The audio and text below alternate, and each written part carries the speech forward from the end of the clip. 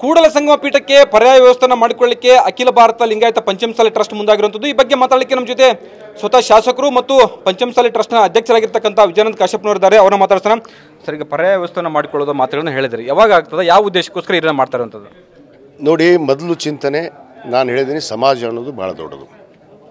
ಸಮಾಜದ ಆಚಾರ ವಿಚಾರಗಳು, ಧರ್ಮ ಸಂಪ್ರದಾಯಗಳು ಇವು ಉಳಿಸಿ ಬೆಳೆಸುವಂಥದ್ದು ಕೆಲಸ ಆ ಪೀಠದ ಯಾರೇ ಗುರುಗಳಾಗ್ಬೋದು, ಯಾವುದೇ ಧರ್ಮದ ಗುರುಗಳಾಗಿರ್ಬೋದು, ಅವ್ರ ಕರ್ತವ್ಯ. ಆ ಪೀಠದ ರಕ್ಷಣೆ ಮಾಡುವಂಥದ್ದು, ಆ ಪೀಠದ ಜನಾಂಗವನ್ನು ಏನು ಒಂದು ಸಾಂಪ್ರದಾಯಿಕವಾಗಿ ಧಾರ್ಮಿಕವಾಗಿ ಅವ್ರನ್ನ ಮುಂದುವರಿಯೋದಂಥದ್ದು ಬಹಳ ಜವಾಬ್ದಾರಿಯಾದಂಥ ಕೆಲಸ. ಆ ಕೆಲಸ ಇತ್ತೀಚಿನ ದಿನಗಳಲ್ಲಿ ನಡೀತಾ ಇಲ್ಲ. ಯಾಕೋ ಗೊಂದಲಮಯ ಆಗಿ ಬೇರೆ ಬೇರೆ ಪೀಠವನ್ನು ರಚನೆ ಮಾಡ್ತೀನಿ ಅಂತ ನಮ್ಮ ನಾಯಕರು, ಕೆಲವಷ್ಟು ನಾಯಕರು, ಅಗ್ರಗಣ್ಯ ನಾಯಕರು ಮಾತಾಡ್ತಾ ಇದ್ದಾರೆ.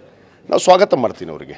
ಅವರು ಪೀಠ ಮಾಡಲಿ, ಇನ್ನೂ 10 ಹಲವಾರು ಏನು ಸಮಾಜಕ್ಕೆ ಯಾವ ಪೀಠಗಳು ಭಾರ ಅಲ್ಲ.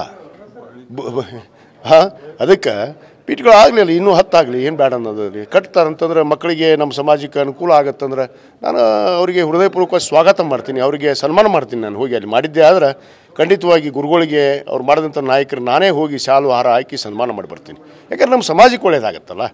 ಆ ರೀತಿಯಲ್ಲಿ ನಮ್ಮ ಸಮಾಜದ ಪೀಠ ಏನಿದೆ, ಆ ಪೀಠದಿಂದ ಇವತ್ತು 4 ಜನಕ್ಕೆ ಸಮಾಜದವ್ರಿಗೆ ಒಳ್ಳೆಯದಾಗಬೇಕು, ಅನುಕೂಲ ಆಗಬೇಕು. ಈ ಮೀಸಲಾತಿ ಹೋರಾಟ ಮಾಡಿದ್ವಿ ಯಾಕೆ? ಕ್ರಿಶ್ಚಿಯನ್ ಅವಲಂಬಿತರಾದಂಥ ನಮ್ಮ ಜನಾಂಗ ಪಾಪ ಅವ್ರಿಗೆ ಉದ್ಯೋಗದ ಅವಕಾಶಗಳಿಲ್ಲ, ಶಿಕ್ಷಣದ ಅವಕಾಶಗಳಿಲ್ಲ, ಎಲ್ಲೋ ವಂಚಿತರಾಗಿ ಇವತ್ತು ಕೂತಿದ್ದಾರೆ.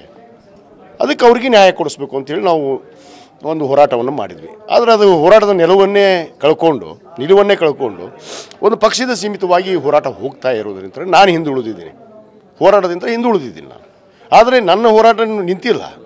ನಾನು ಕಾನೂನಾತ್ಮಕವಾಗಿ ನಮ್ಮ ಧರ್ಮದರ್ಶಿಗಳ ಜೊತೆಗೆ ನಾವು ಏನು 2A ಮೀಸಲಾತಿ ಕೇಳಿದ್ವಿ, ಅದಕ್ಕೆ ಬದ್ಧದೀವಿ. ನಾವು 2A ಮೀಸಲಾತಿಗೆ ಆಗಿ ಕೊಡಿಸಲೇಬೇಕು ಅನ್ನೋದು ನಮ್ಮ ಗುರಿ ಇದೆ, ಅದನ್ನು ಮಾಡೇ ಮಾಡ್ತೀವಿ.